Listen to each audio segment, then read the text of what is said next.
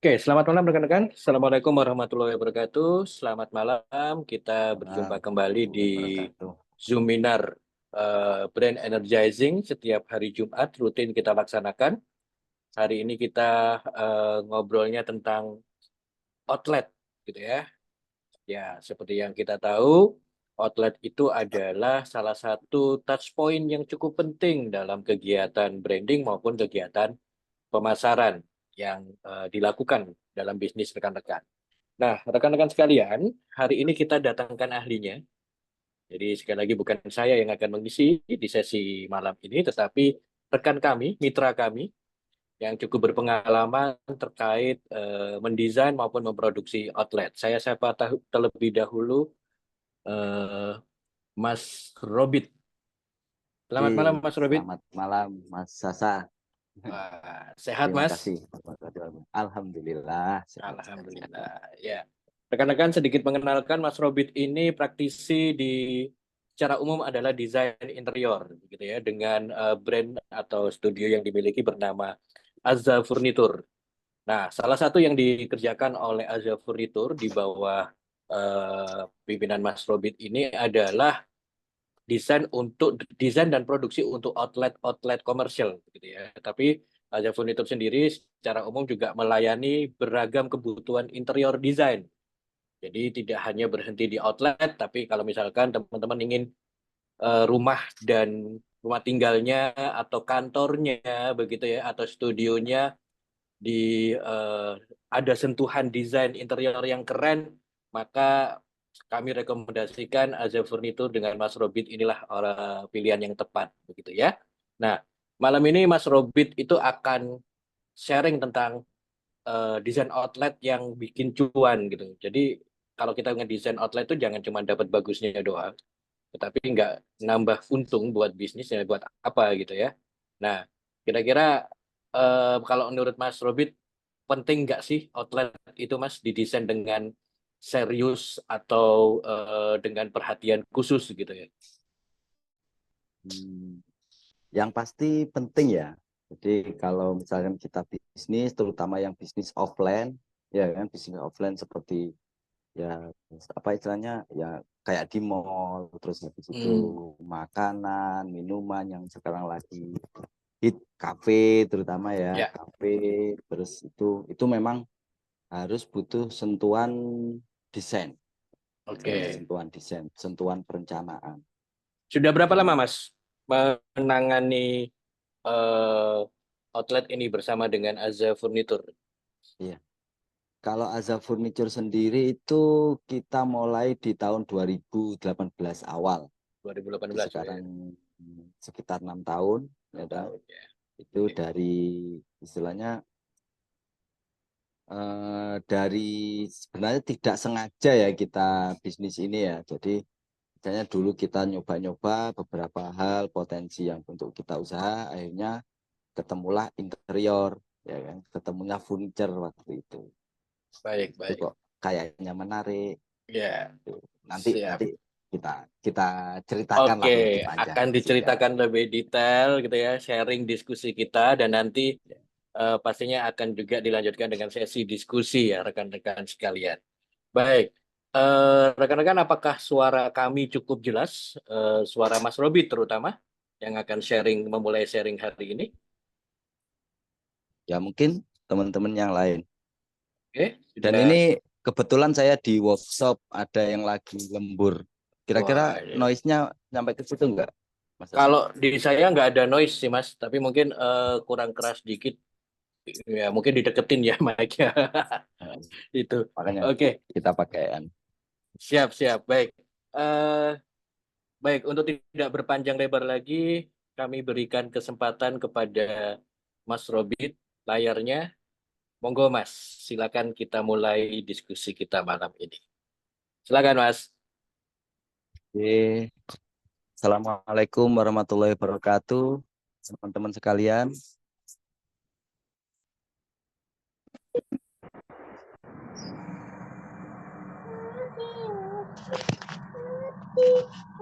Ini kalau bisa di absen kira-kira dari mana aja ini ya?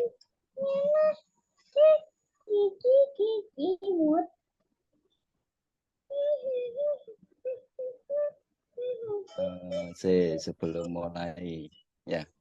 Oke, Malu-malu kayaknya, dimulai Mas. saja. Gimana? Malu-malu nih kayaknya sih.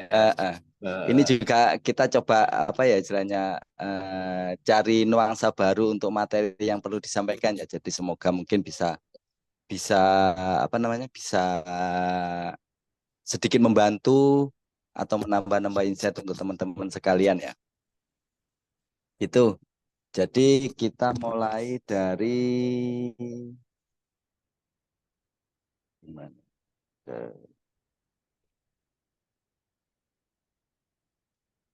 Ah, Oke, salam kenal semuanya. Nama saya Robin Upton Maulani, founder dari Azza Furniture.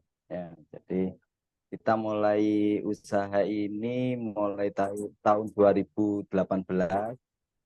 Sebelumnya sempat jadi karyawan yang sesuai dengan penjurusan waktu kita kuliah yaitu pertanian. Waktu itu lumayan lama, 8 tahun.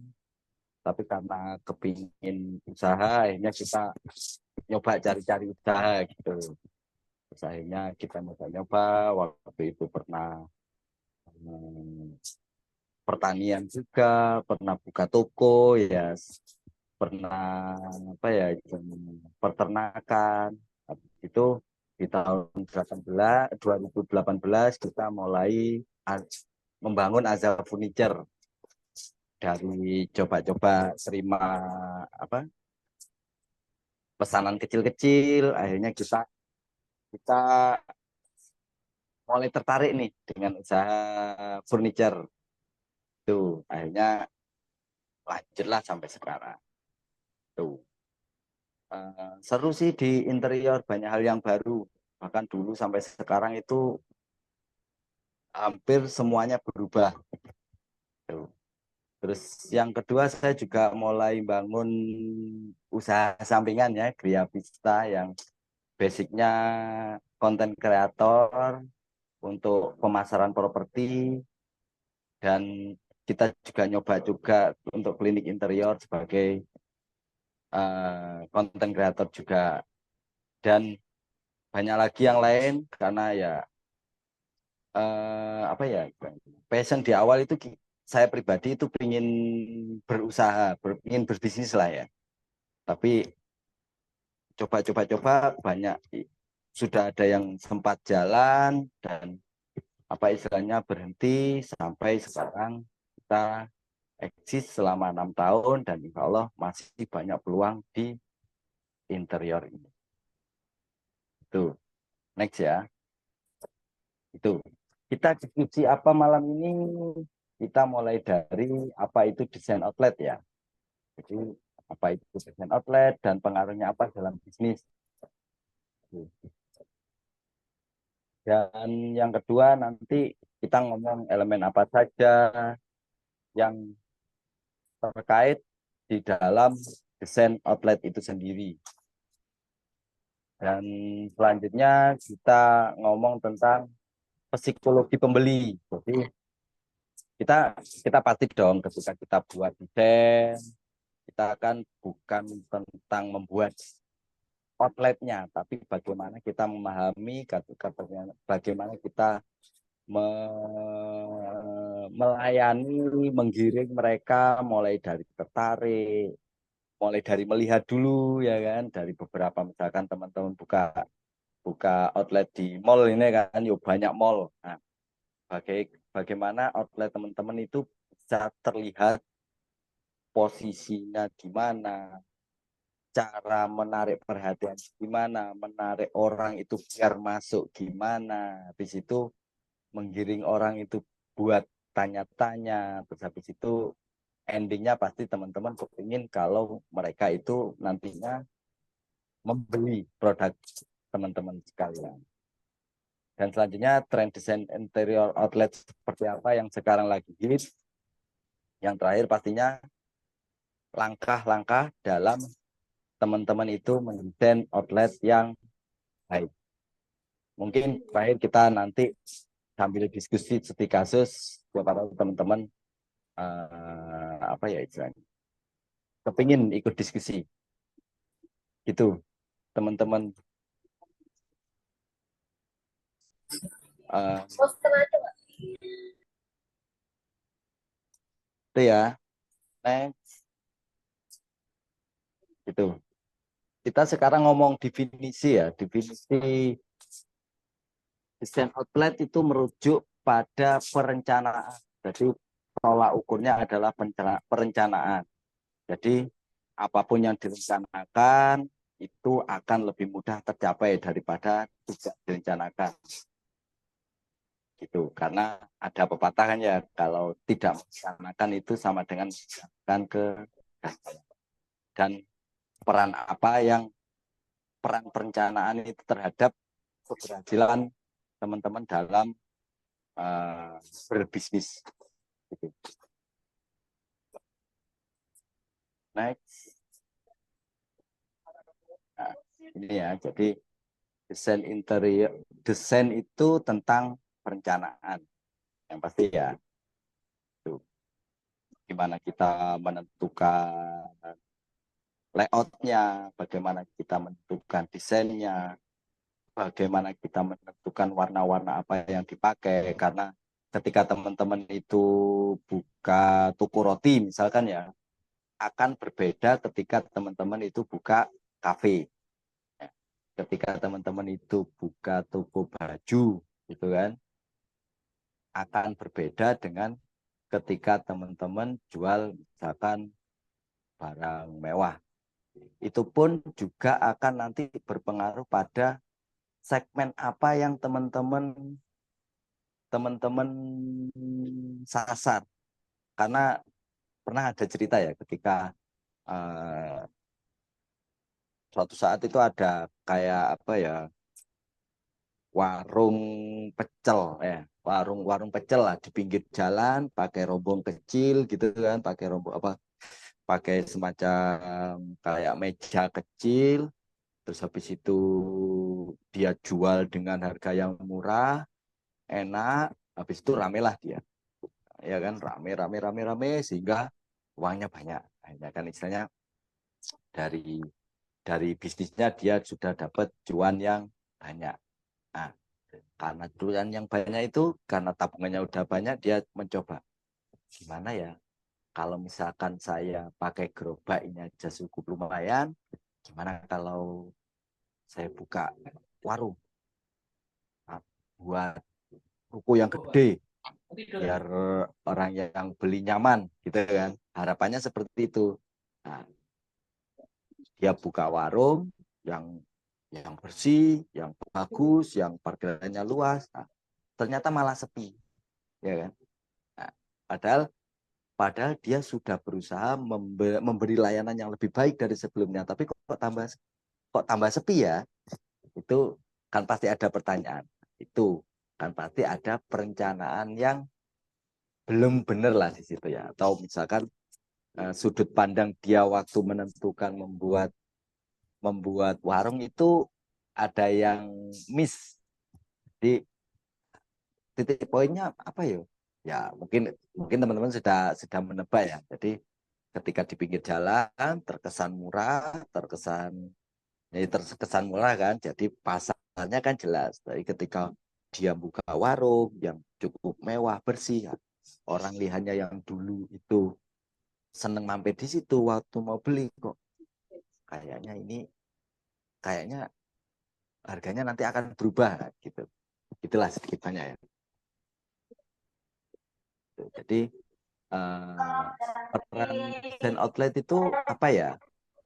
Jadi yang pertama itu meningkatkan pengalaman berbelanja. Jadi kan ada kalau dulu orang bilang itu konsumen itu lupa akan harga, lupa akan barang yang dibeli. Ketika dia sudah beli, ya udah, kalau mau dipakai ya dipakai, kalau enggak ya enggak. Kalau misalkan makanan ya dimakan, habis itu ya pulang, mungkin besok kan udah makan yang lain lagi kan. Tapi yang akan diingat adalah emosi, apa yang dia rasakan waktu dia membeli. waktu dia menggunakan produknya teman-teman sekalian. Nah, touch point itu yang harus teman-teman pegang. Jadi, pastikan atau gali terus apa yang membuat konsumen teman-teman itu terkesan waktu membeli, waktu menggunakan. Terus gali. Once teman-teman punya atau teman-teman bisa me, meraih hatinya konsumen, pasti kan konsumennya teman-teman akan pasti kembali ke situ. Dan yang kedua pasti merekomendasikan yang lain. Dan yang terakhir, kalau zaman sekarang yang serba apa ya, media sosial gitu, once usaha ini teman-teman viral, itu langkah terbaik untuk meng-scale up usaha teman-teman sekalian. Itu ya, jadi pastikan jadi fokus pada bagaimana teman-teman meningkatkan pengalaman berbelanja untuk konsumen teman-teman. Gitu. Next ya. Bagaimana? Nah, yang kedua adalah peran desain outlet itu mempengaruhi perilaku pelanggan. Seperti yang tadi saya sampaikan ya. Jadi perilaku pelanggan, misalnya customer journey setiap produk, setiap usaha, setiap bisnis teman-teman itu berbeda lah ya. Berbeda. Kalau misalkan kita karena ngomongnya sekarang lagi outlet, jadi relatively kita bisnis offline. Tapi tidak menutup kemungkinan untuk tahu bisnis teman-teman itu enggak dari offline saja, tapi dari online juga yang teman-teman endorse ke influencer, teman-teman ngiklan, teman-teman apa gitu kan. Di situ kan ada tautan tema apa, branding apa yang teman-teman bangun. Pastikan outletnya teman-teman nanti itu ketika konsumennya teman-teman mencari, tahu dari iklan, tahu dari influencer, tahu dari manapun, media sosial, ketika cari outletnya teman-teman itu nggak kesasar ke outlet sebelah, ya kan? Harus ada apa ya, korelasinya lah ya, ada yang mengaitkan dari apa yang teman-teman sebarkan, dari apa yang teman-teman komunikasikan untuk calon pelanggan teman-teman ke outletnya teman-teman. Gitu. Dan yang kedua adalah interest. Jadi kita sudah tahu di mana konsumennya teman-teman interest, tertarik untuk masuk, tertarik untuk lebih dekat lagi, tertarik. Jangan sampai ketika iklannya teman-teman sudah tersebar luas, ada korelasi dari iklan ke situ, waktu lihat dari depan kok serem ya, gitu kan, tidak sesuai. Misalkan iklannya teman-teman menampilkan bahwa produknya teman-teman itu murah, ketika masuk ternyata terlalu wah, ya kan, terlalu wah, akhirnya takut. Demikian juga sebaliknya, ketika iklannya teman-teman bagus sekali, sangat mewah, tapi ketika ke situ kok kesannya kan ya, itu kan harus ada korelasinya. Ini lebih lanjut nanti bisa konsultasi langsung dengan Mas Sasa untuk memastikan itu terjadi ya. Kita lebih fokus terhadap bagaimana perencanaan itu dalam membuat apa namanya outlet itu sangat penting. Question ya, jadi mulai dari interest nanti tanya-tanya gitu kan. Pasti kan nggak mungkin ketika tertarik langsung beli gitu ya, walaupun mungkin tapi kemungkinannya kan lebih kemungkinannya mungkin lebih kecil lah ya. Jadi gimana CS-nya teman-teman menanggapi, bagaimana apa kalau di foto itu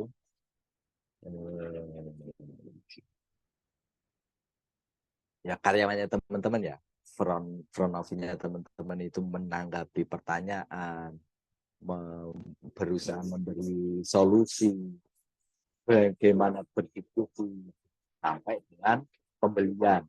Pastikan ketika itu dari ketika sudah ada, lalu nggak ada apa misalnya jeda yang mengganggu untuk melakukan pembelian. Misalkan, zaman sekarang kan mungkin mungkin tidak semuanya ya, tapi kalau saya pribadi kan di dompet misalkan jarang ada uang gitu kan. Ya udah terbiasa beli bayar pakai cashless ya. Itu bagaimana outletnya teman-teman itu dalam menerima pembayaran baik cash maupun cashless, bagaimana dalam penerimaan barangnya, bagaimana dalam packagingnya, itu perlu dipertimbangkan. Jadi mempengaruhi perilaku pelanggan. Jadi perilaku pelanggan itu kan nggak benar, apa istilahnya, nggak dibiarkan mengalir, tapi kita harus mengarahkan, memfinally gitu. Selanjutnya memperkuat brand identitas. Nah, yang seperti saya sampaikan tadi ya. Jadi ketika teman-teman itu sudah punya acuan brand yang sudah teman-teman pegang, jadi pastikan bahwa outletnya teman-teman itu senada, seirama, mensupport, ya kan, nggak nggak nggak bertabrakan atau berlawanan arah dengan brand yang sudah teman-teman bangun. Tuh. Jadi kalau kita lihat di misalkan di mana ya, Indomaret lah ya, disebut merek itu kan dimanapun sama. Tuh. Jadi ketika sudah menentukan brandnya harus seperti ini, semuanya sama. Tuh. Jadi itu harus dikomunikasikan, harus digali mana yang boleh sama yang enggak. Itu kalau teman-teman misalkan sudah punya budget lebih, kan ada baiknya untuk dikonsultasikan dengan konsultan brand itu, sehingga ketika teman-teman mendeliver keinginan nanti dalam membuat mood board, membuat draft desain outletnya teman-teman itu lebih mudah gitu. Karena seringkali kita juga dulu pernah ya, jadi kita itu ada orang gitu mau buat tenan, mau buat booth gitu ya. Sepaling habis itu boothnya gimana Mas? Sama buatkan yang bagus saja. Brandnya kayak apa? Belum punya. Buatkan aja sekalian. Waduh, kita udah buat booth, sudah buatkan logo juga, buatkan memilih warnanya, akhirnya ya repot sendiri ya. Tapi itu pasti bagi berbisnis itu sesuatu hal yang pasti pernah dialami ya. Oke, next ya teman-teman ya. Nah, ini yang terpenting adalah meningkatkan penjualan. Itu yang pasti. Jadi pastikan bahwa outline-nya teman-teman itu mensupport untuk teman-teman bisa meningkatkan penjualan. Bahkan sekarang itu banyak imersif, jadi perpaduan antara outlet fisik sama outlet apa ya istilahnya, e-commerce. Jadi banyak toko-toko itu yang di situ itu memfasilitasi orang belanja di situ tanpa membayar di situ, bahkan tanpa mengambil barang di situ. Jadi misalkan ini kayak di IKEA juga sudah mulai ya di beberapa gitu. Jadi ketika teman-teman belanja gitu ya, di produknya itu ada QR. Jadi teman-teman itu nggak scan, lihat spesifikasi detailnya di situ, lihat harganya di situ, diskonnya di situ. Nanti bisa check out di situ. Bahkan ketika sudah check out, teman-teman nggak perlu bawa barangnya pulang. Nanti pihak tokonya yang padahal itu toko mereka. Itu yang perlu hal-hal baru seperti ini yang mungkin perlu kita gali, bahkan mungkin perlu kita amsetnya untuk mungkin cocok sama bisnis yang teman-teman sedang jalan saat ini ya. Oke, setelah itu kita ini. Jadi komponen utama dalam desain lab.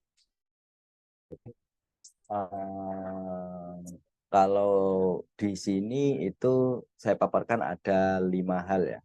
Jadi fasadnya, pintu masuk, di penentuan fasad pintu masuk, layout. Jadi mungkin nanti ada layout grid, racetrack, sama freeform, desain interior baik dalam pencahayaan, penentuan warna, elemen dekorasi, display produk, dan kasir, area, dan check out. Gitu ya teman-teman ya. Ini. Kalau fasad ini ya lihat dari bentuknya tokonya ya. Ini beberapa toko yang semi terbuka, ini juga hasil produk kita ya. Misalnya hasil kan ini Yola Hijab ada di MUG. Jadi modelnya itu ada yang terbuka, jadi kayak pasar tradisional itu terbuka, bahkan barangnya itu di luar dari tenannya dimanapun. Semi terbuka ini biasanya ada jalur masuk, ada jalur keluar, atau keluar masuk jadi satu, tapi tanpa pintu gitu.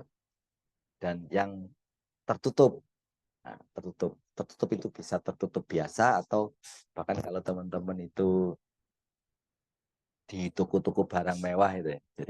Jadi model pintu ini mempengaruhi dari kesan yang teman-teman deliver, teman-teman munculkan, teman-teman memberi kesan terhadap brand teman-teman. Misalkan gini, kalau misalkan teman-teman buat outlet yang terbuka, kira-kira kesan apa yang teman-teman mau bangun dengan ini nanti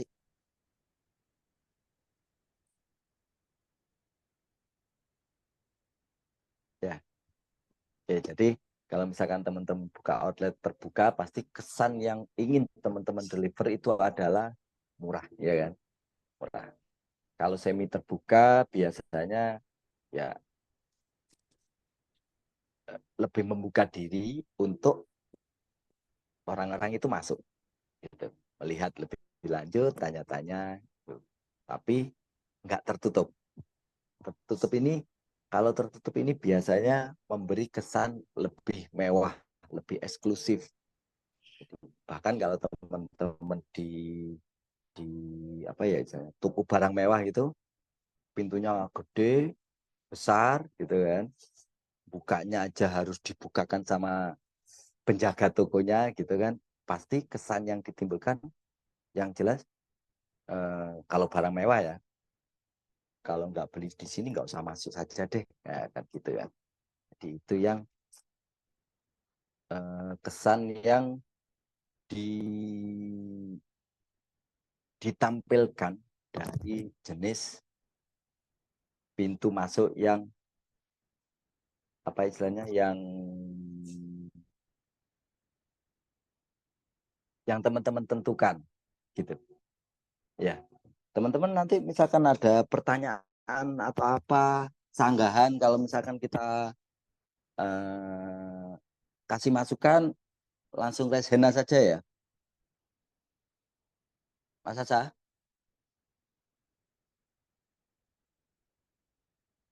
Oke, next saja ya. Ya Mas, next saja dulu.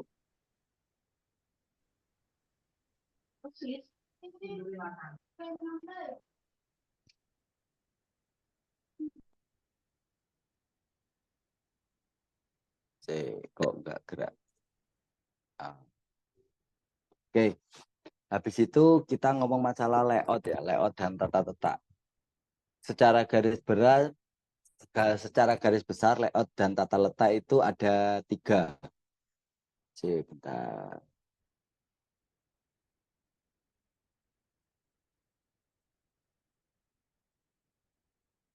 gitu ya. Jadi layout dan tata letak itu ada 3. Yang pertama biasanya grid, ini yang umum di supermarket ya. Jadi baris-baris gitu, dari di situ dikelompokkan mana yang snack, mana yang sabun, mana yang buah-buahan, dikelompokkan gitu. Dan biasanya berulang setiap brand. Jadi kalau teman-teman ke Indomaret gitu kan, teman-teman masuk udah otomatis wes cari mana yang cari minuman sebelah kiri, biasanya kan sebelah kiri yang ada deretannya kulkas itu ya, di mana yang snack, di mana yang obat-obatan, dan sudah hafal lah ya. Habis itu yang kedua itu biasanya race track, jadi kayak jalur lomba. Jadi biasanya kayak kayak kalau kita lihat itu kayak labirin, kayak di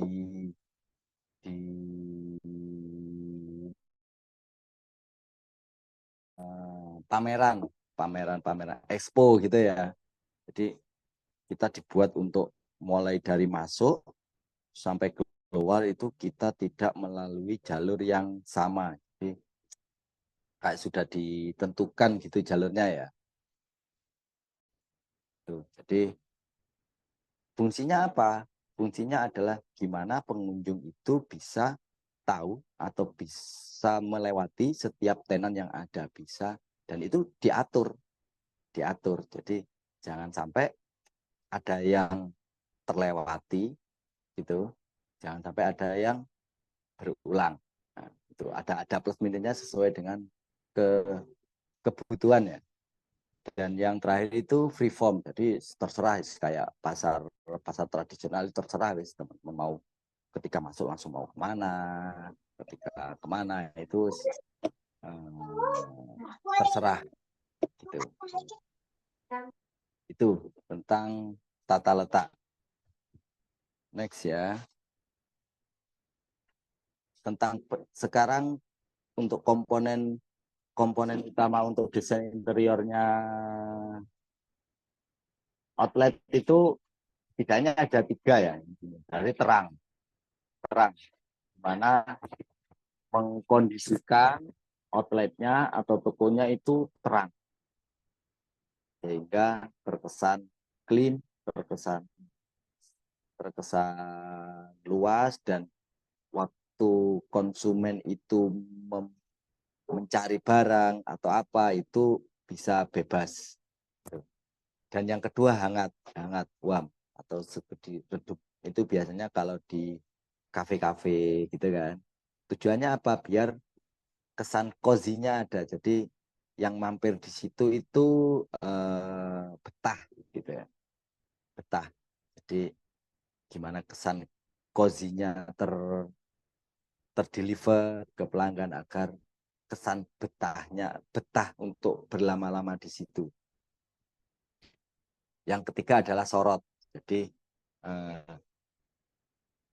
secara umum sebenarnya juga nggak terang-terang banget, tapi di produk yang ingin ditampilkan atau ingin dijual atau dipromokan itu dikasih lampu sorot. Jadi biar mata mata konsumen itu tertuju pada barang itu, dan barang itu secara otomatis ketika dia tampil, dia kena lampu sorot, itu terkesan mewahnya muncul. Seringkali kan teman-teman ketika beli barang mewah gitu, ketika di toko itu kok kelihatan bagus ya, ketika dibawa pulang ya biasa saja. Itu efek-efek pencahayaan di situ. Bahkan ini kalau misalkan di kuliah arsitektur ini ada pembahasan tersendiri ya untuk khusus untuk pencahayaan gitu.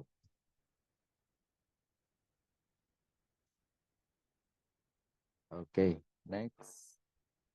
Nah, jadi untuk warna, warna secara umum dibagi 3 ya. Jadi warna hangat, mulai merah sampai ke hijau muda, kuning, oranye, itu warna hangat, dan warna dingin yang di sisi bawah gitu ya, mulai hijau, biru. merah tua. Next.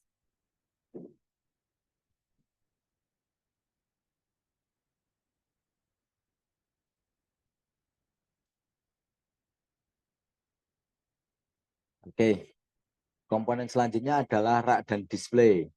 Jadi model rak dan displaynya itu harus sesuai dengan produk yang teman-teman jual ya, teman-teman kepingin deliver ke konsumennya teman-teman.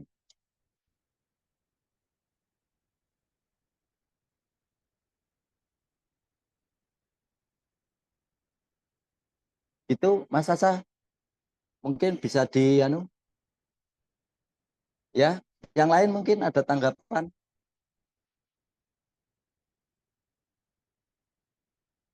Oke, kita next ya.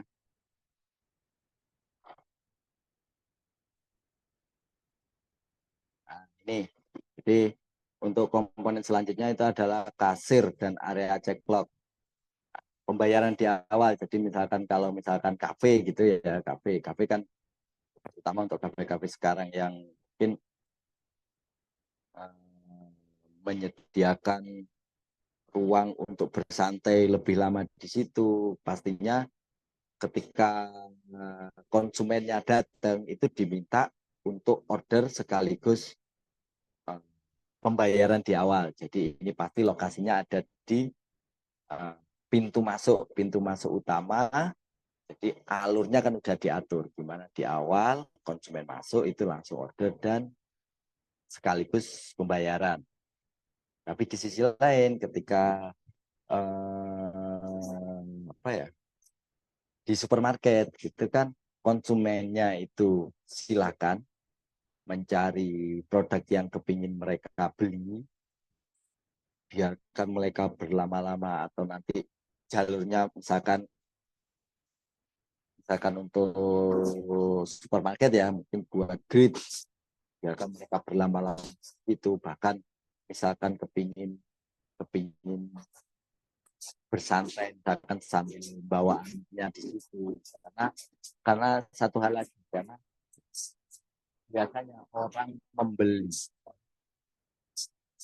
ketika orang posisinya itu lelah, keputusan membelinya itu lebih uh, kalau orang saya impulsif ya, misalnya pertimbangannya berkurang gitu. Nah, itu poin yang sering digunakan atau momen di mana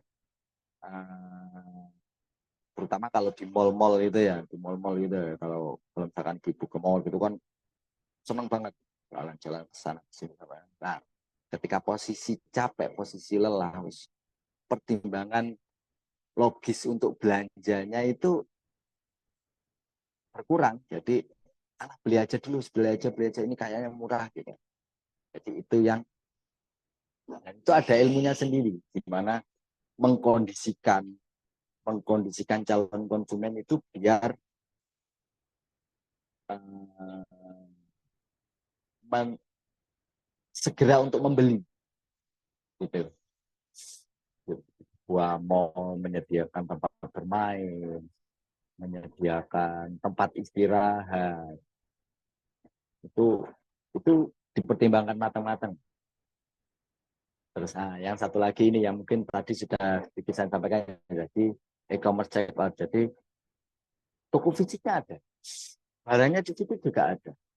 Bahkan eh, kita bisa mencoba, tapi untuk checkoutnya, untuk pengirimannya lewat aplikasi, lewat HP, gitu ya, lewat lewat gadget lah ya. Jadi ketika pulang pun konsumen nggak perlu membawanya, pihak tokonya atau sistem yang di situ sudah bekerja di mana besok pagi atau nanti sore misalkan belanjanya siang gitu kan mas, misalkan dalam kota ya, itu bisa langsung sampai di rumah, kan itu membantu apabila itu terasa menyelesaikan solusinya untuk konsumen, pasti itu akan apa ya istilahnya naik ya. Jadi, dan ini terus digali digali hal baru seperti ini terus digali. Gimana caranya itu nanti bisa jadi pembeda dari usahanya teman-teman daripada yang lain. Itu. Selanjutnya, jadi manfaat. Jadi manfaat desain outlet yang baik. Jadi meningkatkan daya tarik. Nanti setelah itu kita gali lebih dalam. Mengoptimalkan penggunaan ruang. Jadi ketika teman-teman itu sewakan, kalau di mall itu sewanya cukup lumayan. Jadi kalau di mall itu pengalaman kami mendesain outlet itu ada dua poin utama yang jadi pertimbangan harga sewanya di sebuah mall ya. Jadi yang pertama ukuran, pasti yang ukuran semakin luas semakin mahal. Tapi yang paling penting adalah posisi. Pernah kita buat toko, kita juga tanya, itu luasannya kalau nggak salah sekitar 3 lah di mall besar di Malang ya. Itu 3 kali 5, sekitar 3 kali 5 kalau nggak salah ya. Itu sewa per tahunnya itu 60 sampai 70 juta. Setelah itu dia buka outlet juga, produk yang sama, hampir sama, di depannya lift. Jadi depannya lift orang lalu lalang itu. Ukurannya kecil, 2,5 kali 2,5. Itu per bulan dia sewanya itu 35 juta. Lebih kecil padahal. Bahkan itu bukan ruangan, jadi nggak ada ruangan ya, cuma garis garis batas sewa gitu ya, garis batas tenan ya. Itu sampai 35 juta dan itu per bulan. Kalau tadi sewanya per tahun, kalau ini per bulan. Dan itu dia berbulan-bulan di situ. Terlepas dari kondisi yang kemarin COVID itu ya.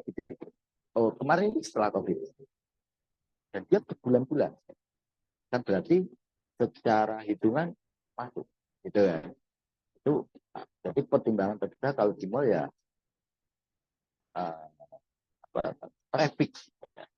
Jadi traffic di situ, karena di situ depan apa? Depan lift gitu ya. Trafficnya kencang. Jadi meningkatkan nilai A. Ketika sudah sewa-sewa mahal, ya kan? Sewa-sewa mahal, perencanaan desain outletnya asal-asalan, gitu kan? Hanya sayang. Teman-teman pasti punya hitung-hitungan sendiri lah ya. Karena kita juga pernah punya klien. Jadi kalau misalkan teman-teman mau buat outlet gitu ya, sebelum cari vendor, sebelum cari desainer, sebelum cari ya, teman-teman harus punya dasar yang melandasi teman-teman nanti mau buat outlet seperti apa. Itu penting. Karena pernah kita juga ya,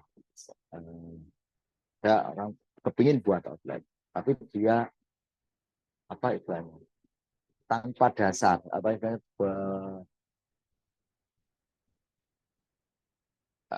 yang dia konsepnya itu kurang. Jadi kita juga dalam hal melayaninya itu juga susah, gitu kan.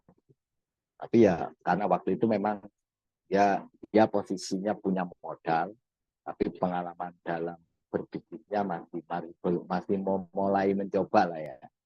Kita juga ya lumayan capek melayaninya itu. Jadi lebih baik kan hubungi masa satu dulu untuk konsultasi, nanti warna palet warnanya kayak apa, logonya kayak apa. Jadi kita akan lebih mudah dalam melayaninya, karena secara garis besar sama ya. Jadi kita buat logo sama buat tenan itu sama. Fokusnya bukan apa yang diinginkan oleh, tetapi bagaimana kita itu melihatnya dari sudut pandang konsumen, dari sudut pandang target market. Itu meningkatkan daya tarik. Nah, jadi kalau misalkan outletnya teman-teman itu menarik, pasti orang akan lebih mudah untuk masuk dan dapat lebih mudah untuk menjadi konsumennya teman-teman. Dan selanjutnya mengoptimalkan ruang. Nah, ini salah satu produk yang sedang kita buat juga. Ini kalau boleh sebut, ini salah satu brand baru di Malang, fashion dari anak perusahaannya yang dulu pernah punya Arema. Ini sedang tapi untuk apa ya, pameran, jadi kayak semacam apa ya, pameran ya, expo. Gitu. Di mengoptimalkan ruang. Jadi ketika expo itu kan mereka sewa ya. Ini mereka dapat ukuran 3x4. Nah, 3x4. Jadi 3x4 itu nanti mau dibuat apa? Pastinya ada untuk apa istilahnya? Display, ada untuk kasir, ada untuk stok, dan ada ruang ganti yang di pojokan itu, ruang ganti itu kan itu itu, itu harus direncanakan di awal gitu. Selain ruang juga budgetnya. Jadi ketika mereka melakukan expo kan mereka sudah merencanakan budget nih, misalkan expo-nya berapa hari, untuk sewa tenannya berapa hari, untuk sewa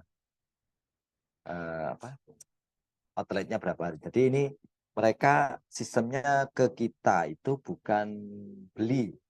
Jadi mereka sistemnya sewa ke kita.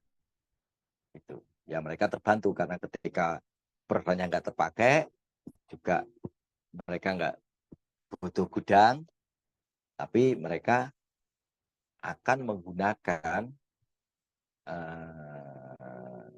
tenan ini atau menggunakan outlet ini selama 6 kali sampai dengan akhir tahun, atau sekitar 1 kali lah sebulan. Itu perjanjian di awal, tapi kita pasti ketika sewa harganya akan beda ketika mereka beli ke kita, karena apapun yang di situ akadnya sewa.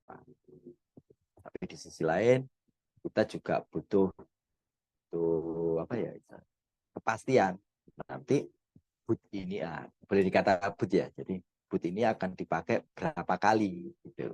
Semakin sering nanti akan dipakainya, mungkin kami akan menentukan harga lebih murah.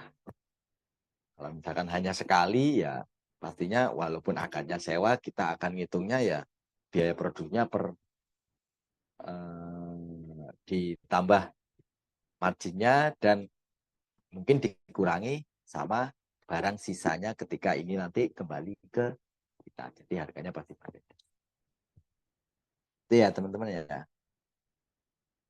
Itu. Selanjutnya ini meningkatkan penjualan.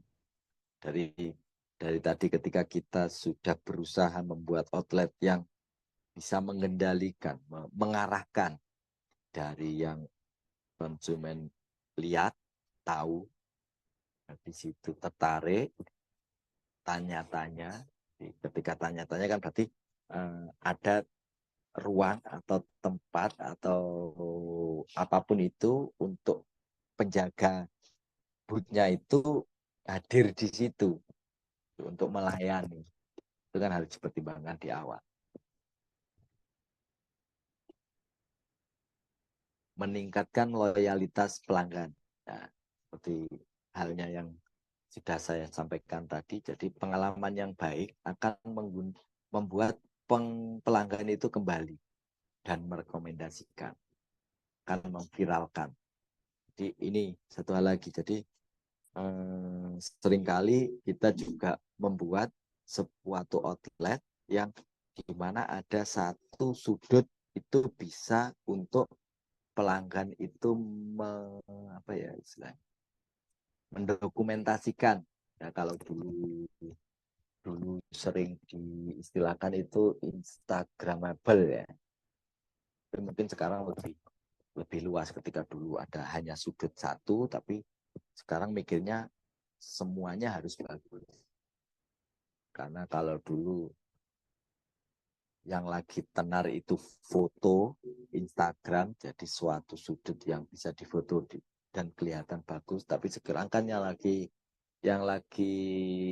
apa ya istilahnya, lagi hype itu kan TikTok. Nah, ya kan? TikTok formatnya adalah Halo, video. Mas Robit. Kayaknya freeze nih. Halo, J, apa? Oh, freeze. Halo, Mas Sasa?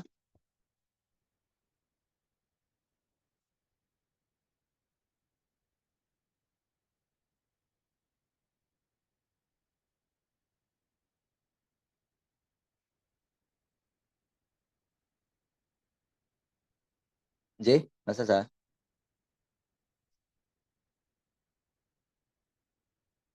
Halo, tes. Ya, ya Mas Robin, lanjut aja dulu Mas.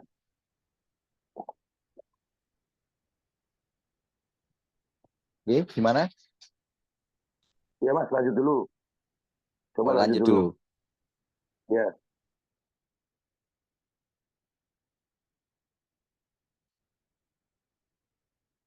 Oke, lanjut ya. Tadi ada yang oh ini. Oke, next ya. Jadi lebih lanjut kita ngomong masalah psikologi ya. Jadi nggak lepas dari apapun yang kita desain untuk menentukan jenis, bentuk, layout, itu nggak lepas dari bagaimana kita melihat psikologi pembeli dalam menentukan dalam keputusan pembelian mereka. Dari misalkan ini ada warna dan pencahayaan yang sudah kita, dan nggak kalah pentingnya sekarang adalah musik dan aroma. Jadi bagaimana musik itu mempengaruhi mood pelanggan dalam menentukan pembeliannya. Musik cepat misalkan untuk bisnis-bisnis yang lebih entertain gitu ya. Musik lambat untuk yang membuat kesan cozy, dan genre-genre musik sesuai branding. Jadi ketika mungkin ada beberapa industri, beberapa brand yang sudah punya jingle yang itu ditanamkan ke konsumen dan itu diputar berulang-ulang di tenannya, di boothnya, itu juga harus direncanakan di awal. Aroma juga penting. Misalkan kalau kalau kafe itu pasti aroma kopinya.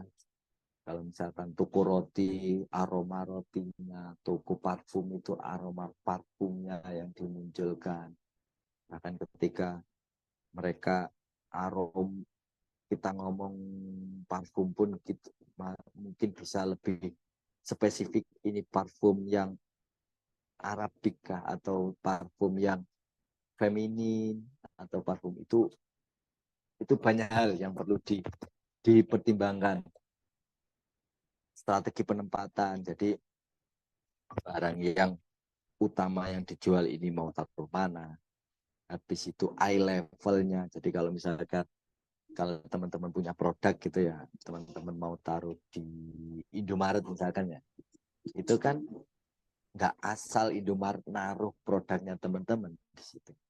Ketika teman-teman minta ditaruh pada rak-rak yang apa ya, strategis, yang buying level lah ya istilahnya, yang lebih mudah orang untuk membeli, itu teman-teman harus sewa di situ. Nggak serta merta ketika teman-teman nitip jual atau bekerja sama dengan mereka itu langsung ditaruh sini itu ya, pendekatan lebih.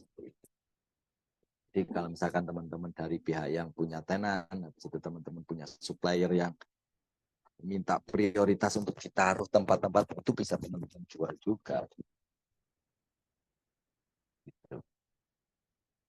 Strategi penempatan. Jadi terus alur lalu lintas pelanggan. Jadi pelanggan itu kita buat mengalir kah, atau kita bebaskan mereka mau ke mana, lihat apa, ambil apa. Di situ tempat istirahat, misalkan kalau misalnya kita main ke IKEA gitu kan jalurnya panjang, itu tempat istirahatnya di mana, itu jadi pertimbangan tersendiri bagi mereka. Dan itu salah satu.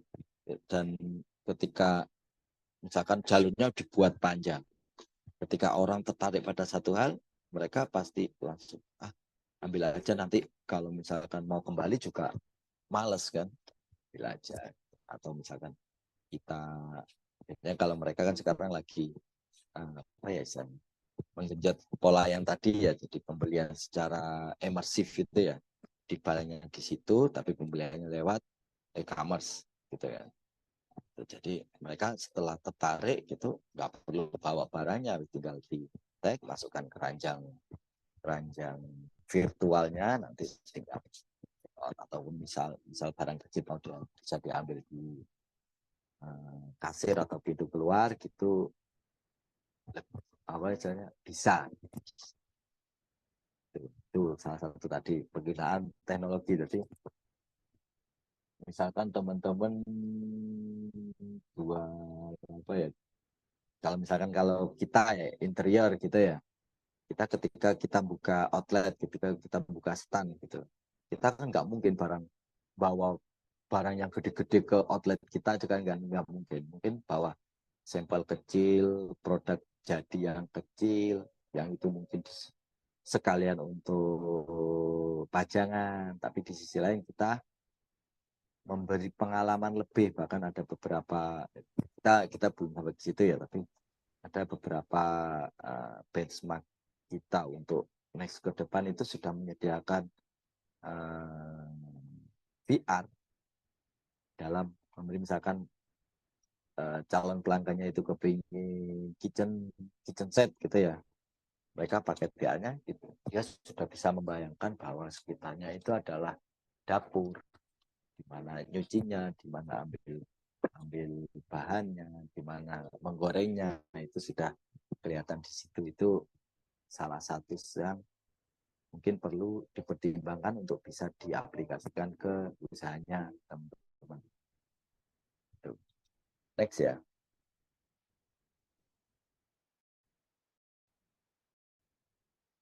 Ini enggak ada pertanyaan.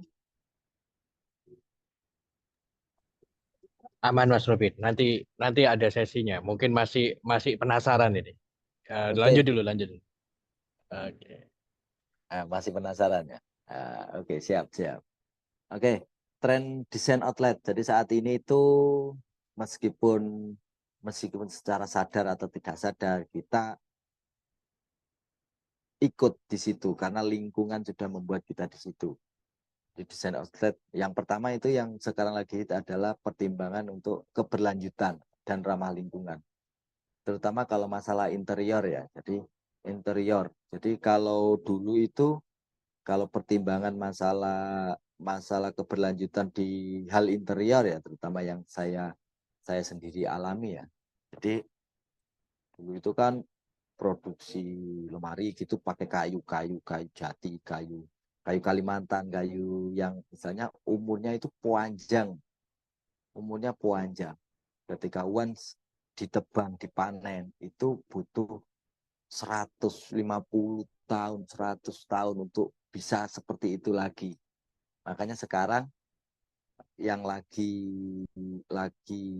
hit itu adalah penggunaan material yang walaupun tetap kayu, tapi di sisi lain itu adalah produk kayu budidaya, itu budidaya akasia terutama yang sekarang lagi. Gitu. Apakah kuat ya dengan teknologi sekarang itu bisa bisa secara ekonomis bisa tetap bertahan sampai umur masa pakainya ya. Jadi, dan satu hal lagi, limbahnya pun nggak hanya dibuang begitu saja. Ada pengolahan yang sekarang pakai misalkan ada WBC, ada anu. Jadi itu digunakan lagi untuk bahan baku untuk hal yang lainnya, bahkan sesama. Jadi itu salah satu isu atau salah satu yang jadi pertimbangan konsumen sekarang dalam memberi sebuah produk. Yang kedua adalah integrasi teknologi. Jadi gimana ketika teman-teman sekarang itu buat tenan, itu pastikan nggak ketinggalan zaman. Ada perpaduan antara offline, jadi jualan offline, dan antara online. Jadi kan yo aneh ketika sekarang itu beli bisa bayar pakai apa QR, masih nggak bisa, harus cash gitu kan yo. Di masa-masa saat ini kan yo aneh penggunaan VR kayak yang tadi juga kita sampaikan. Smart mirror ini biasanya semacam mirror gitu, semacam cermin. Ketika kita nyoba baju, kita tinggal pilih, kita bercermin, kita sudah kelihatan memakai baju itu sekarang sudah banyak digunakan. Jadi enaknya lagi ketika itu sudah canggih dan kita itu bisa dapat efisiensi dari itu, dari toko itu nggak terlalu banyak stok di situ, hanya referensi-referensi digital yang disiapkan di situ, sehingga nanti ketika oke, beli, tinggal ambil tinggal langsung di personalisasi, jadi customizasi, jadi istilahnya produk yang bisa menyesuaikan kebutuhan pelanggan tertentu. Jadi pelanggan merasa spesial karena dia apa ya istilahnya, hanya dia yang punya produk itu, karena produk itu sudah di customize sedemikian rupa untuk pelanggan tersebut. Oke, next ya. Ini kita hampir di penghujung ya. Jadi sekarang kita ngomong langkah-langkah dalam mendesain outlet yang baik. Ya, pertama yang pasti riset pasar ya. Jadi kita jangan pastikan outlet kita itu sesuai dengan target market kita. Misalkan target market kita itu milenial yaitu antara kelahiran 80 sampai 95, jadi sekitar umur berapa 35 sampai 40 lah ya, 30 sampai 40-an gitu kan. Mereka akan beda ketika produk teman-teman itu diperuntukkan untuk yang Gen Z gitu. Nah, berbeda lagi ketika sekarang lagi ada yang baru lagi Gen Alpha gitu, itu akan berbeda. Jadi perlu dianalisa lebih lanjut. Produknya teman-teman itu untuk kaum lelaki atau perempuan itu juga akan beda.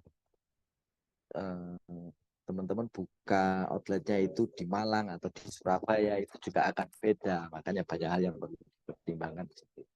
Nah, itu untuk perlu bisa dasar risetnya apa? Ya target pasar yang pertama ya. Dan yang kedua analisis kompetitor.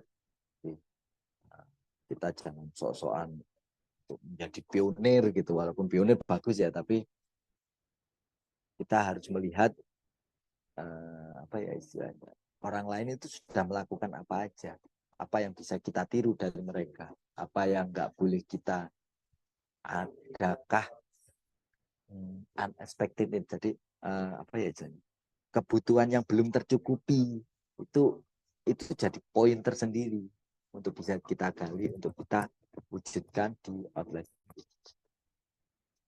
Perencanaan konsep dan desain. Nah, ini jadi ini masalah.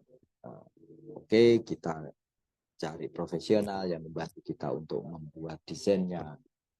Kita harus cari apa ya, kayak arsitek, desain interior gitu, untuk mewujudkan itu, gitu, untuk membantu kita untuk mencari desain terbaik. Ya. selanjutnya bagaimana kita mengaplikasikan dan yang tidak kalah pentingnya adalah evaluasi dalam ini tadi yang sudah saya sampaikan. Jadi siapa target marketnya, siapa kompetitornya, bagaimana strategi yang sudah mereka lakukan. Dan kalau kita sudah jalan running, kita sudah punya inisiatif bisnis, kita bisa meminta feedback dari pelanggan kita. Sebenarnya mereka mau apa sih? Mereka sebenarnya mau outlet yang gimana sih? Apa yang mereka harapkan dari apa yang sudah kita lakukan dengan baik, apa yang kurang, itu perlu kita dapat feedback. Jangan sampai kita merasa bahwa kita sudah melakukan segalanya. Itu bahaya sama bagi seorang. Jadi untuk perencanaan, konsultasikan dengan profesional, tentukan budgetnya, jadi jangan ngambang. Karena apa? Kalau terutama untuk interior ya, misalkan interior itu teman-teman bisa wujudkan dengan misalkan 15 juta, bisa 150 juta juga bisa. Tergantung bisnisnya teman-teman, tergantung dari ekspektasinya teman-teman, tergantung dari apa yang sudah teman-teman. Kalau itu nggak ada, kita juga bingung dalam istilahnya apa ya, memberi hal yang sesuai sama teman-teman harapkan. Dan yang selanjutnya adalah tentukan tema, layout, dan desain. Itu dasarnya dari apa yang sudah kita bahas. Selanjutnya tentukan langkah aplikasi dan penataan. Jadi tentukan vendor yang pembuatnya ini bisa sama dengan apa yang kalau di kita kan desain and build ya. Jadi kita mendesainkan, kita juga bisa bantu membuatkan. Kalau teman-teman kepingin nggak ada konflik of interest antara mereka berdua, bisa minta desain ke arsitek, nanti kita cari kontraktor untuk mewujudkannya. Arsiteknya nanti bisa jadi konsultan atau pengawas dalam pembuatannya itu. Ini kalau menentukan vendornya gimana, ini nanti mungkin kita bisa buat kelas lagi untuk itu.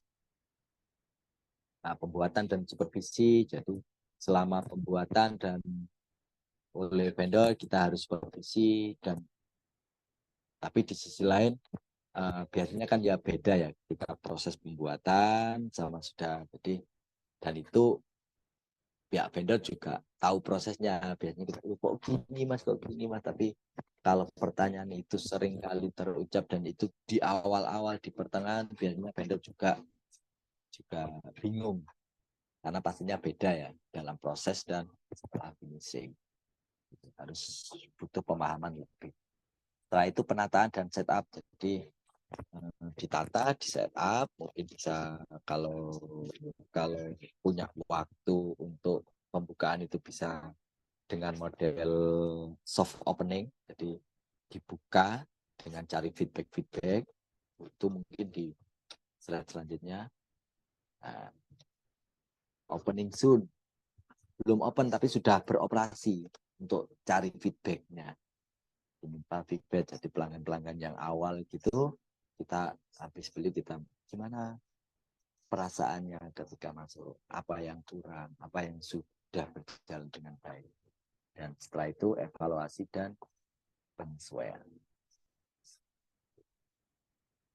Oke, ini di akhir gitu Mas Sasa. Baik, ya, suara saya kedengaran jelas? Jelas Mas Sasa? Oke, baik. Karena beberapa kali saya sempat terlempar ini sinyalnya nggak karu-karuan lagi. Oh, Mudah-mudahan bukan karena ulah hacker juga itu. Ya, ya. Terima kasih Mas Robin, sharingnya, materinya cukup lengkap ya teman-teman. Jadi sampai nanti mungkin bisa kita lanjutkan dengan diskusi gitu. Tapi menarik gitu ya. Ternyata tidak sesederhana pokoknya outlet itu terlihat oke, terlihat bagus, tetapi juga ada beberapa hal yang tetap harus menjadi pertimbangan ketika kita membuat sebuah outlet, sehingga outlet ini punya, kalau istilah saya itu stopping power gitu ya. Jadi kalau orang orang jalan, kalau kita scrolling di sosial media itu kan stopping powernya dari tampilan visual atau cerita yang menarik begitu ya. Kemudian kita akhirnya berhenti scrolling gitu. Nah, kalau outlet ini kayaknya stopping powernya kita jalan tuh harus minimal noleh gitu ya. Minimal noleh, bahkan kalau bisa sampai berhenti gitu kayaknya Mas Robit ya. Baik, eh, sebelum kita lanjut ke sesi diskusi, mumpung masih banyak yang bertahan, izin ayo kita foto bareng dulu. Mas Robit, izin mungkin bisa di stop share screen-nya. Oke, sih, bentar. Oh, sorry. Mana? Yang di atas bacanya stop share. Oke.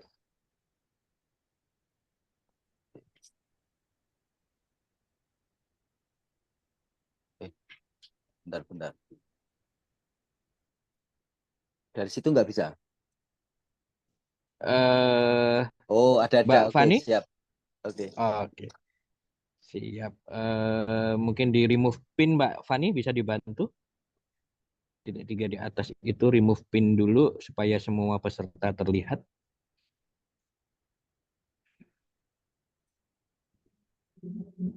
Di remove pin. Oke. Bisakah Mbak Fani dibantu?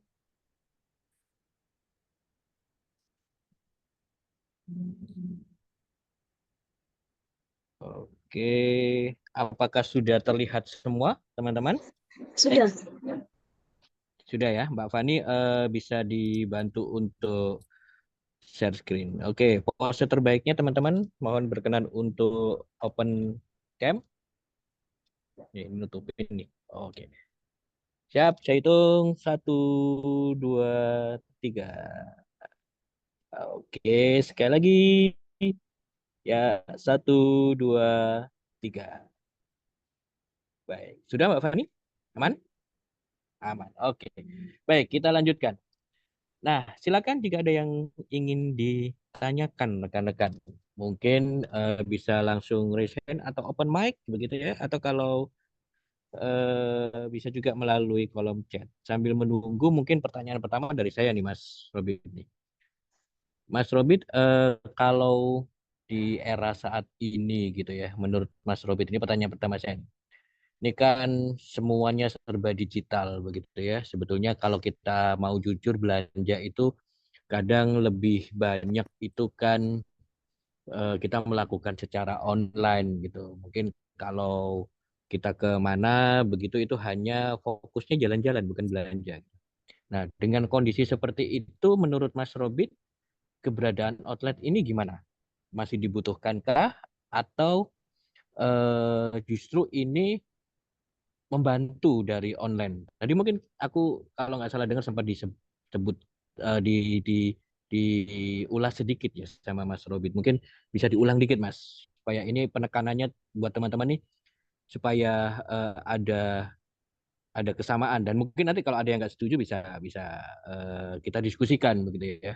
Dalam era digital ini outlet itu masih perlu nggak sih Mas? Siap. Nah, iya, kalau yang pasti perlu kita akui ya bahwa COVID ini merubah segalanya ya, Pak, merubah banyak hal ya. Ya, betul. Tapi kalau kita lihat sekarang, ketika sudah COVID sudah selesai, tidak bisa dipungkiri bahwa orang itu sudah bosan di rumah, ya kan? Ya. Jadi mereka butuh keluar, mereka butuh tempat pelarian, mereka butuh tempat untuk bersosialisasi, ya kan? Jadi Mhm. bagaimanapun outlet atau outlet offline itu tetap dibutuhkan. Tapi yang perlu Hmm. digarisbawahi adalah penyesuaian. Itu harus, penyesuaian itu wajib gitu. Karena Sejauh apa kita kan penyesuaiannya Mas?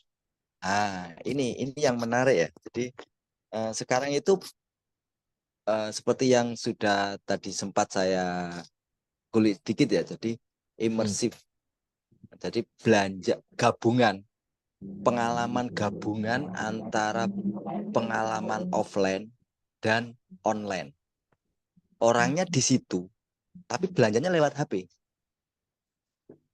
Gitu. Oh, oke, paham, paham. Jadi kayak Nah, pakai ini gitu ya, augmented reality kayak gitu itu gitu ya.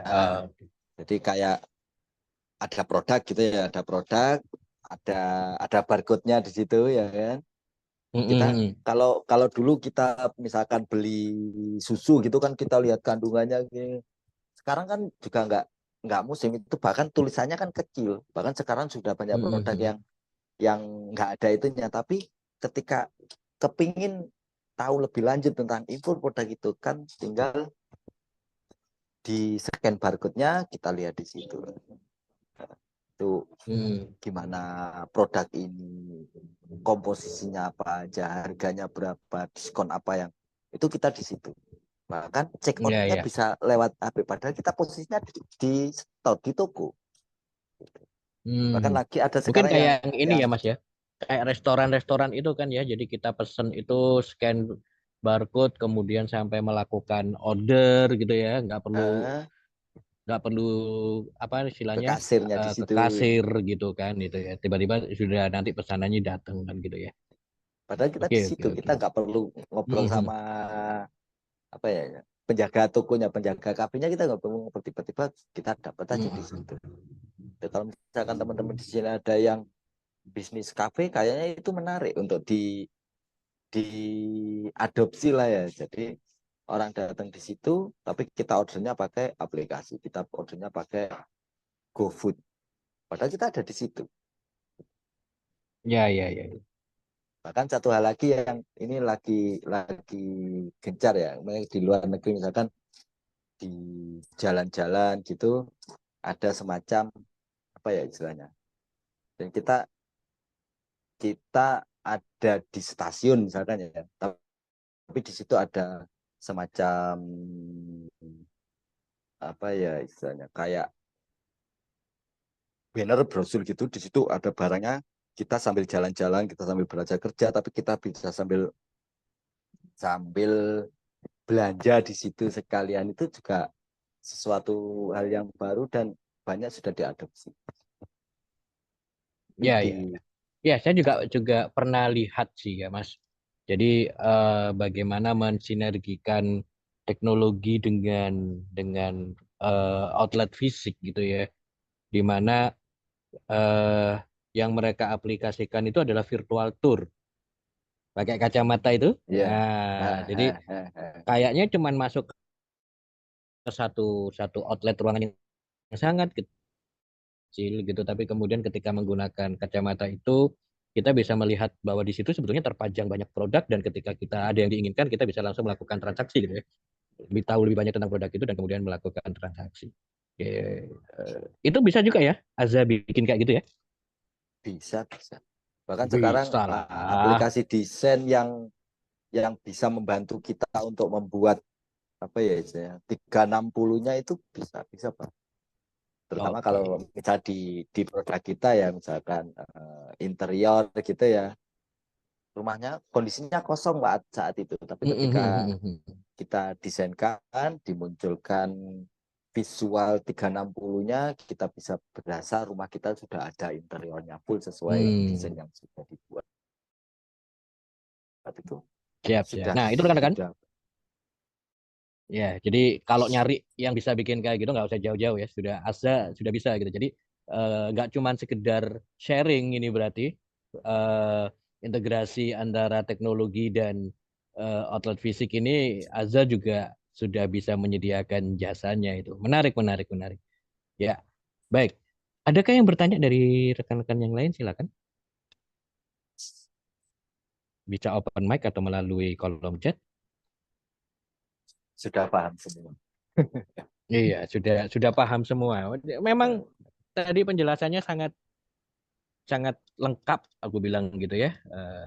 Nanti juga mungkin teman-teman setelah melihat rekamannya, setelah kita share, nanti mungkin jika ada pertanyaan bisa langsung juga menghubungi Mas Robit gitu ya. Boleh di-share Mas nomor nomor CS-nya di kolom chat mungkin. nanti ya, Oke, supaya siap. bisa Saya disimpan oleh teman-teman. Oke.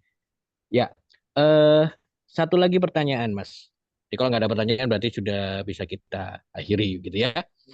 Eh Sekarang kan lagi ini nih, banyak tren itu hidden gem gitu ya.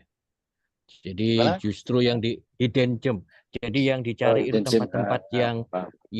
tersembunyi dan yang cukup menarik gitu ya. Ini terutama tuh untuk teman-teman pelaku bisnis kuliner begitu ya. Mereka itu tidak terlalu banyak melakukan perubahan terhadap lokasi sebetulnya gitu.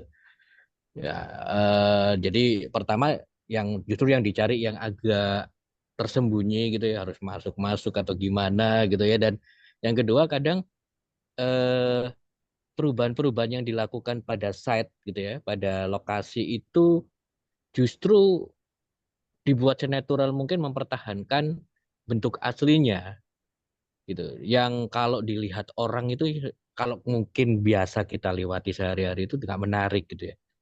Tapi ketika dilakukan perubahan oleh mereka yang hanya sedikit malah malah kayak cenderung merusak gitu ya. Dinding dilubangin gitu kan, tapi tidak di finishing gitu ya.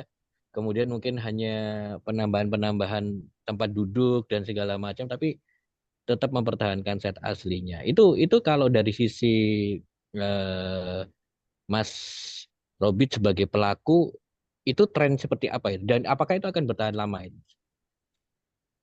Kalau ini sudut pandang saya pribadi ya, tapi yang jelas Hmm, hmm, fokusnya adalah kenapa itu buat seperti itu. Pertama ya tren, ya.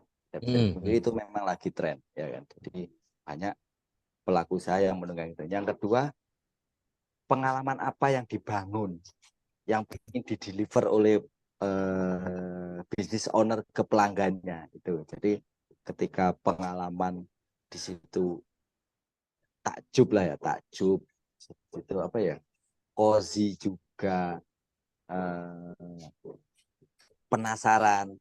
Kenapa saya ngomong penasaran? Karena hidden gem itu kan pasti dia nggak menyasar orang yang tahu karena lewat, benar nggak?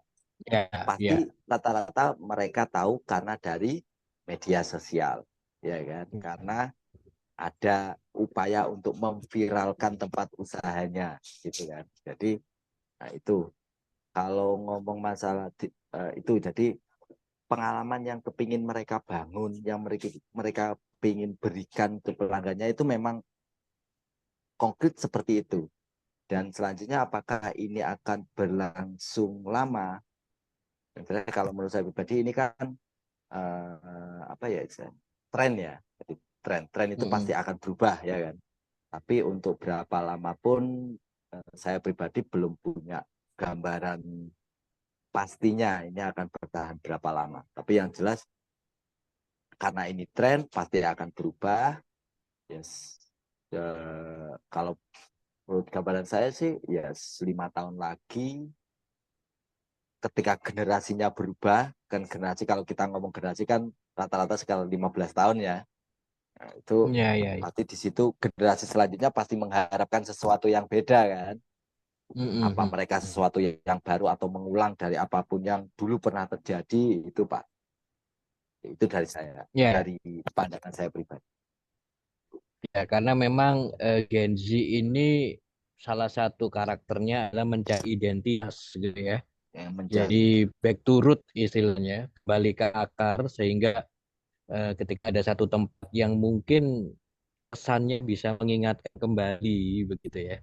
Itu menjadi jujukan bagi mereka itu dengan kepenatan mereka dengan interaksi dengan teknologi.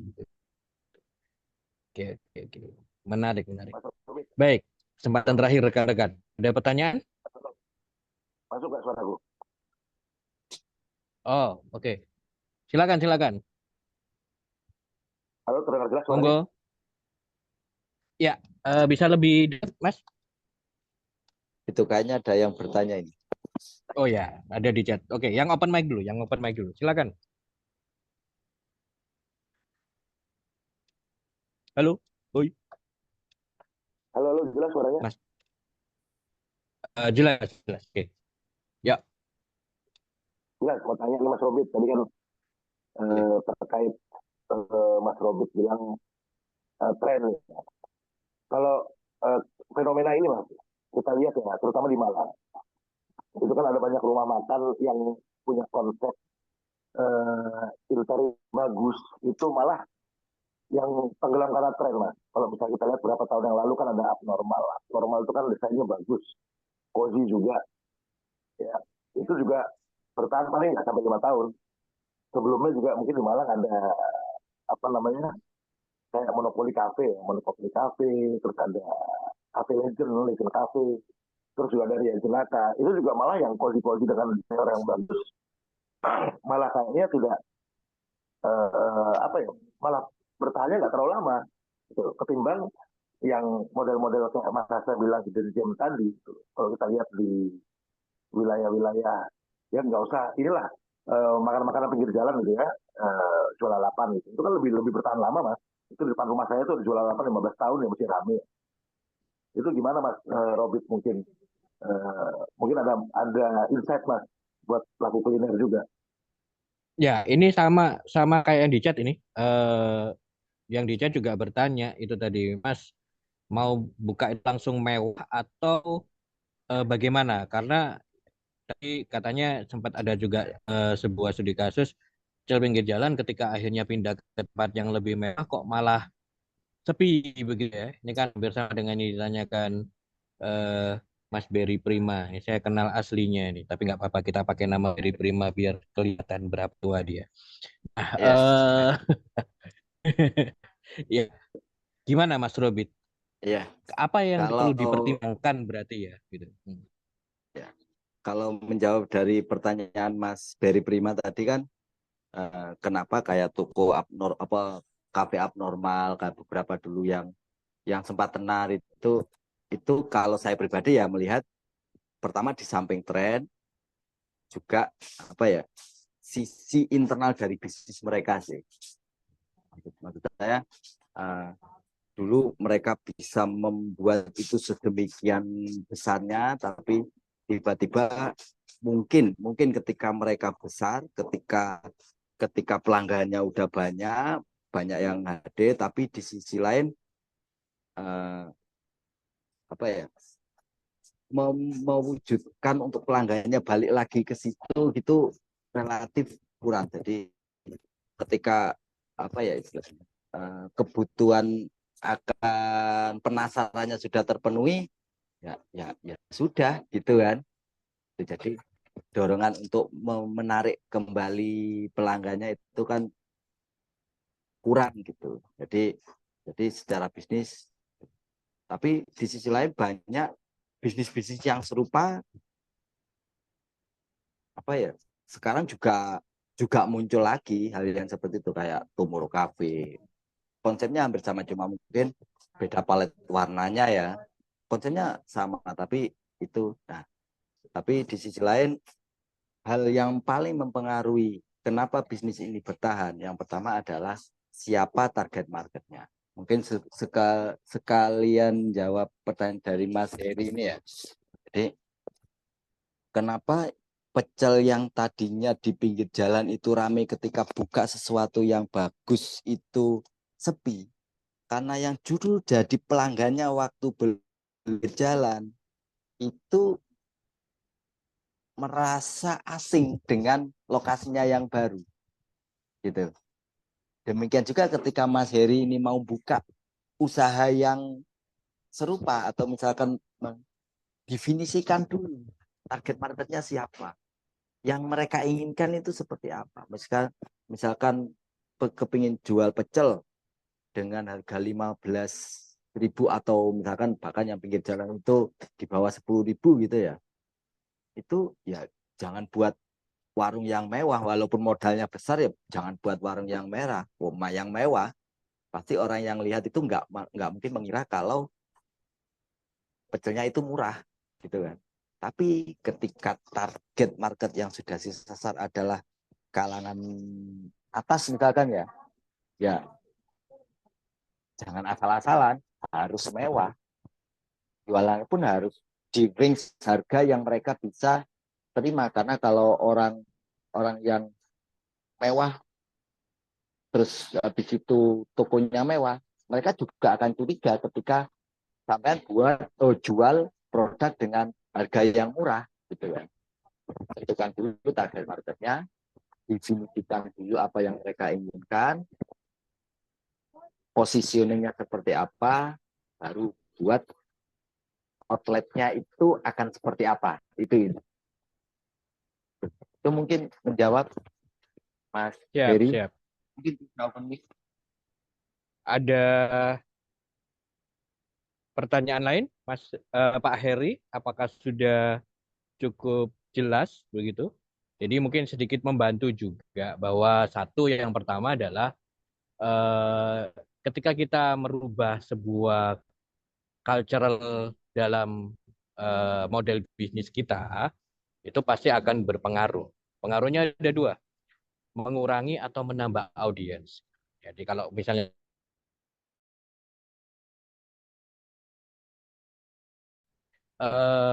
pastinya akan ada penambahan biaya HPP yang berpengaruh, di mana itu terpengaruh karena ada investasi baru terkait dengan tempat yang tidak kecil begitu. Nah, perubahan HPP produk ini pasti berpengaruh kepada siapa target konsumennya begitu ya. Nah, daya beli juga harus dipertimbangkan. Itu yang pertama. Mungkin juga pada saat itu dulu yang datang juga mobil-mobilan kok. Nah, ini yang perlu kita analisa adalah culture.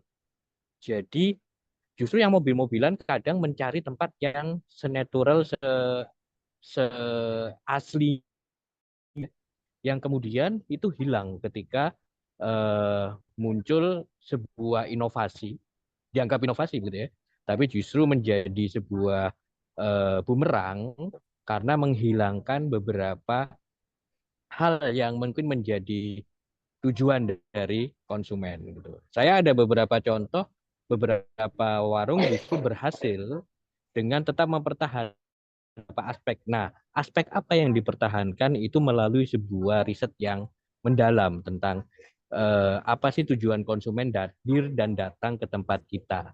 Dan itu tetap dihadirkan di tempat yang baru walaupun mungkin ada perbaikan-perbaikan terkait dengan tampilan maupun desain dari outletnya itu sendiri. Begitu. Itu mungkin bisa membantu juga insight bagi Pak Heri gitu ya. Oke. Apakah ada pertanyaan lain rekan-rekan? Sudah jam 21.14. Sama-sama Bapak. Terima kasih. Baik. Sepertinya sudah tidak ada, sudah cukup jelas. Rekan-rekan, sebelum kita akhiri sesi ini, izinkan saya menginformasikan beberapa hal. Yang pertama adalah kita akan melaksanakan brand energizing Zoominar Free. Ini adalah setiap hari Jumat dengan beragam tema dari beragam narasumber. Bisa jadi mungkin rekan-rekan yang lain begitu ya. Kita berikan kesempatan untuk sharing di sini seperti halnya Mas Robit, minggu lalu Mas Nanang terkait pajak. Dan temanya bisa bermacam-macam, tapi masih dalam ranah branding dan marketing dan bisnis begitu. Untuk minggu depan kita akan adakan di hari Jumat, kita akan fokus membahas tentang kemasan. Saya yang akan sharing untuk minggu depan, mungkin jika berkesempatan hadir silakan. Nanti rekan-rekan kalau sudah tergabung di dalam grup WA Brand Energizing tinggal menunggu informasinya. Begitu ya, link yang akan dibagikan untuk bisa langsung diakses di setiap hari Jumat. Kemudian yang kedua rekan-rekan, kami juga ada beberapa workshop begitu ya, yang sifatnya offline, yang bisa diikuti rekan-rekan. Kami akan adakan paling dekat tanggal 20. Itu adalah Brandlicious Workshop, rangkaian dari Brand Energizing ini. Itu adalah sebuah resto terkait, itu adalah sebuah workshop terkait dengan bagaimana kita membuat atau menjalankan bisnis restoran. Kita akan bahas bisnis modelnya, kita akan bahas tentang apa yang harus dilakukan, kita akan bahas tentang marketingnya bagaimana, dan kemudian yang paling penting adalah scale. Nah, itu bisa diikuti rekan-rekan secara offline, one day workshop tanggal 20 Juli. Jika teman-teman berminat, nanti bisa menghubungi admin Mbak Bella di WA group yang sudah teman-teman ikuti. Itu mungkin informasi yang bisa kami sampaikan. Terima kasih teman-teman sudah bergabung hari ini. Mudah-mudahan apa yang disampaikan oleh Mas Robit bisa menambah wawasan, bermanfaat untuk bisnis dan perkembangan dari bisnis dari rekan-rekan. Mas Robit, terima kasih sekali sudah berkenan sharing hari ini, keren banget. Saya izin untuk men-share materi besok di grup WA supaya bisa menjadi perbendaharaan untuk rekan-rekan dan menjadi amal buat kita gitu ya. Nah, kemudian untuk rekaman ini kita akan share gitu ya di YouTube channelnya lohjinawi.id. Bisa dilihat di YouTube dan di follow teman-teman lohjinawi_id. Nanti akan dibagi linknya juga oleh Mbak Bella di grup supaya tetap bisa teman-teman ulang untuk menjadi wawasan yang bermanfaat untuk perkembangan bisnis teman-teman. Baik, akhir kata terima kasih rekan-rekan sudah berkenan hadir dan bertahan sampai dengan jam hari ini gitu ya. Saat ini di tengah kesibukannya mungkin capek tapi menuntut ilmu itu adalah sebuah kewajiban dan itu adalah sebuah kegiatan yang bermanfaat. Terima kasih semuanya. Saya Terima kasih. akhiri. Mohon maaf jika ada kesalahan. Assalamualaikum warahmatullahi wabarakatuh. Selamat malam, selamat beristirahat.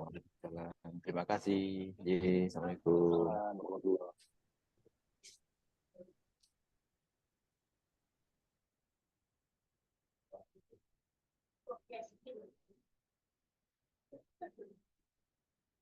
Kalau aku kayak bukan podcasting ya, podcasting beda. Podcasting ada dua. Kalau menurut aku,